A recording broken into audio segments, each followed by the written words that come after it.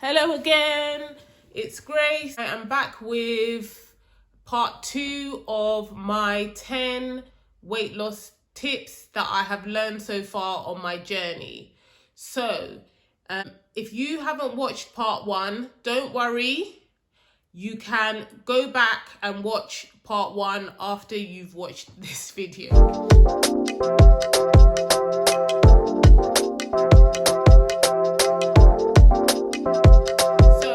For this video, the first tip that I want to start with is using different measures of tracking your weight loss journey.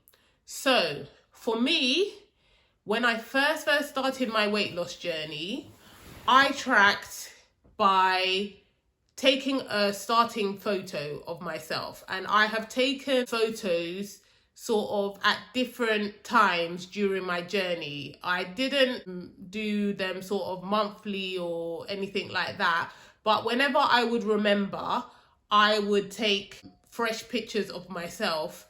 And it's absolutely incredible. Sometimes when you're looking at yourself in the mirror every single day, you cannot see the changes that are happening.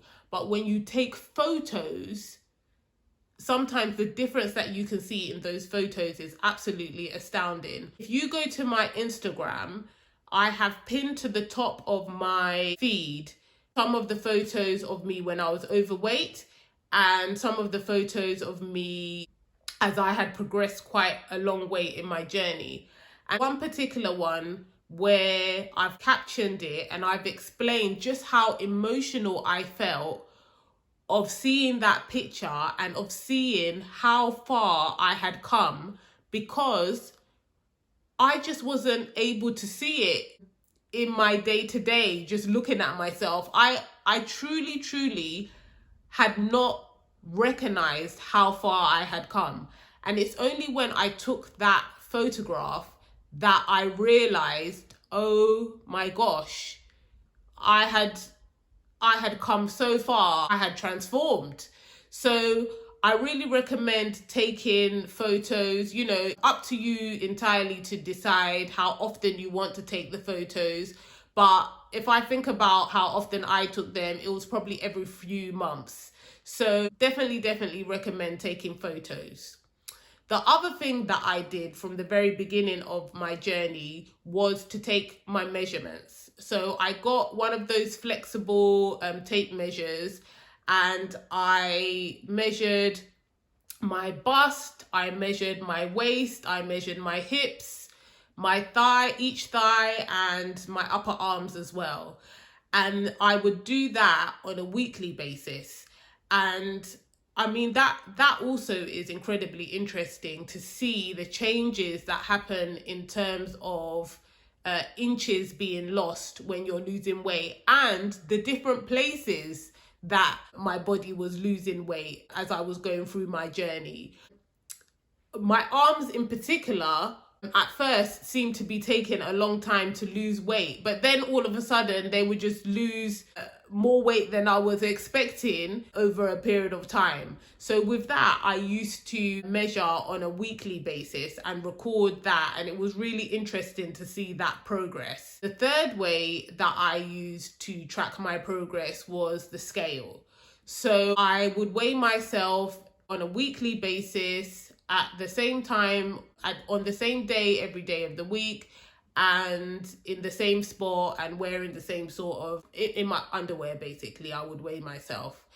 And I feel like when it comes to the scale, I had to approach it in a way of knowing that I wasn't a big fan of weighing myself. So this time I said to myself, okay, I'm going to work towards the scale being a neutral tool. It gives me information, but I have to take all that information in the context of everything else that is going on. So I have come to understand that sometimes, even though you are doing everything that you should be doing in order to lose weight, so you are in a calorie deficit, you are having good levels of movement, you are eating a healthy, nutritious diet.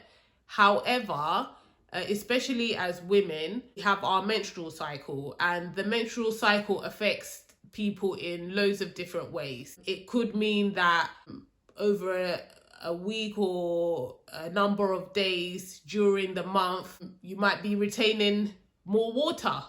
It might mean that towards the onset of your cycle, you feel much hungrier than usual. I'm talking about these symptoms because I know that these were some of the symptoms that I would experience, and they're some of the symptoms that would affect that number that I was seeing on the scale. I mean, not to be crass, but even whether or not you are having regular bowel movements can affect the number that you see on the scale. So I feel like I definitely see it as a useful tool, and that has been a journey, and I continue on that journey. But it's important to have an awareness of all the other things that can affect the number that you see on the scale as well, so that you won't rely entirely on the scale, and you will also take into account things like your measurements, things like the photos you're taking, and put that all together. And also, not only that, but how your clothes are feeling on you when you wear them.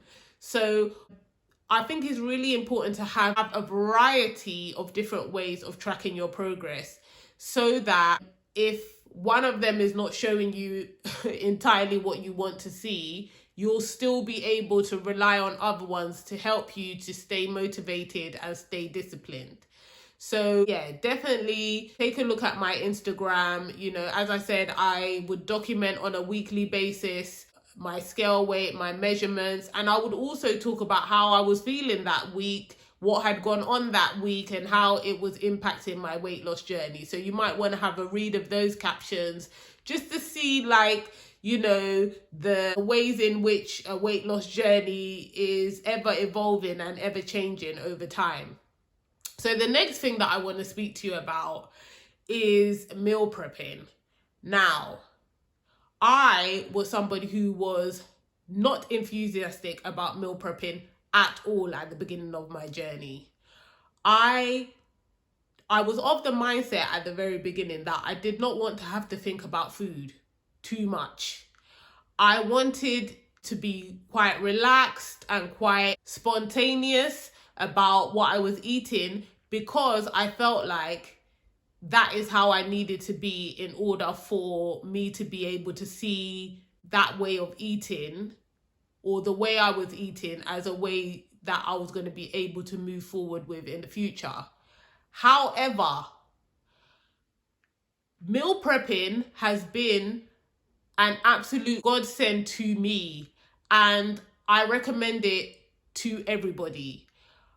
I don't meal prep every part of my meal, but I feel like it is absolutely important to know at least the day before what you are going to eat the next day.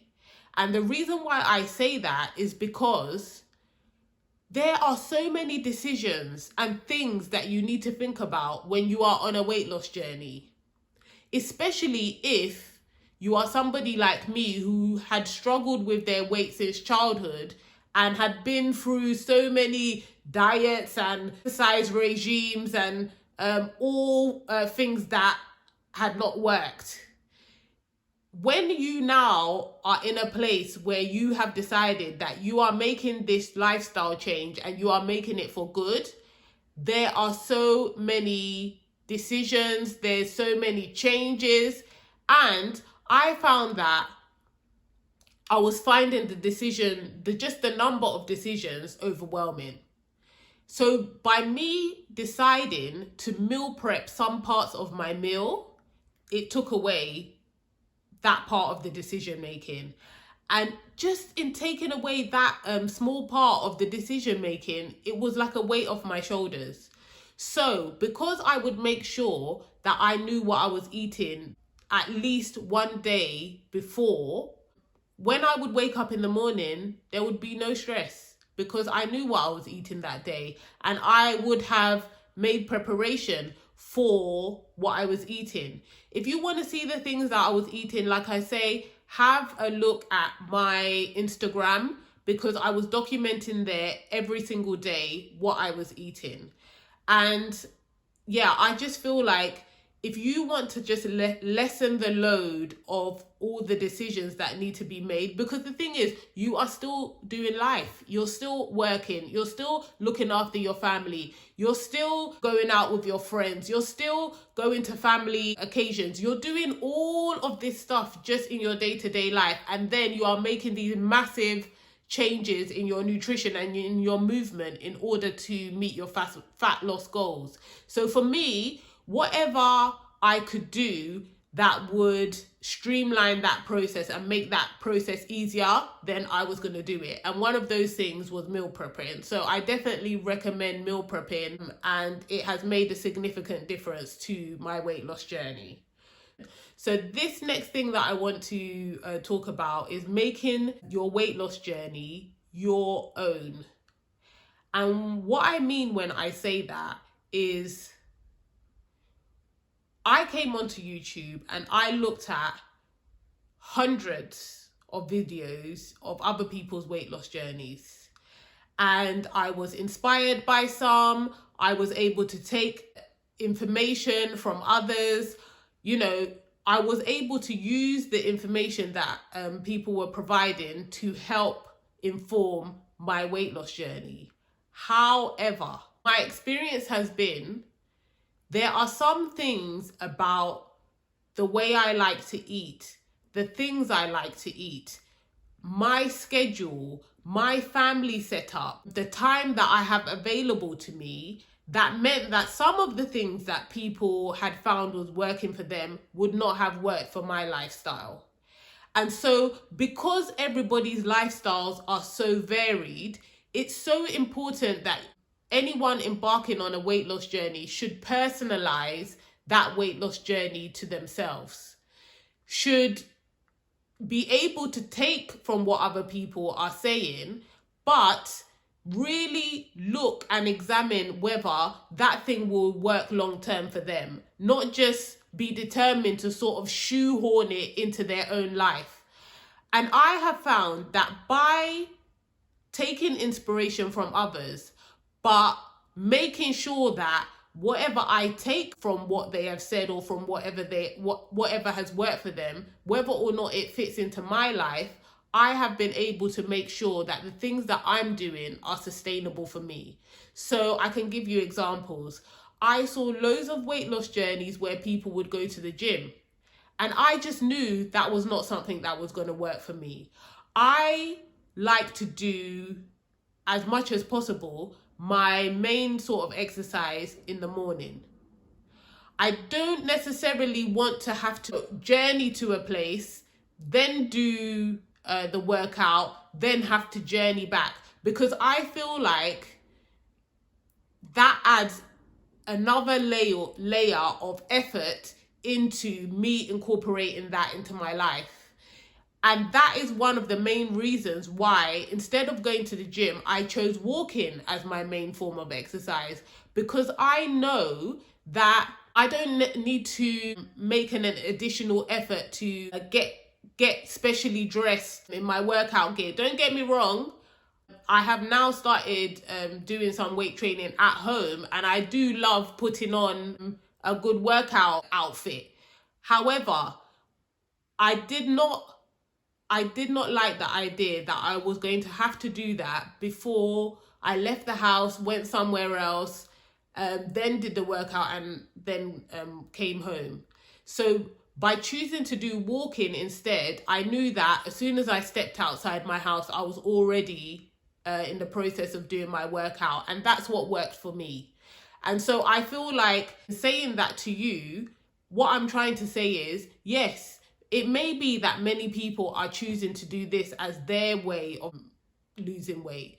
But if it doesn't work for you, find what works for you. Don't feel pressured or out of the loop if you choose to do something different. If you're choosing to do something different is what works for you, that is the most important thing.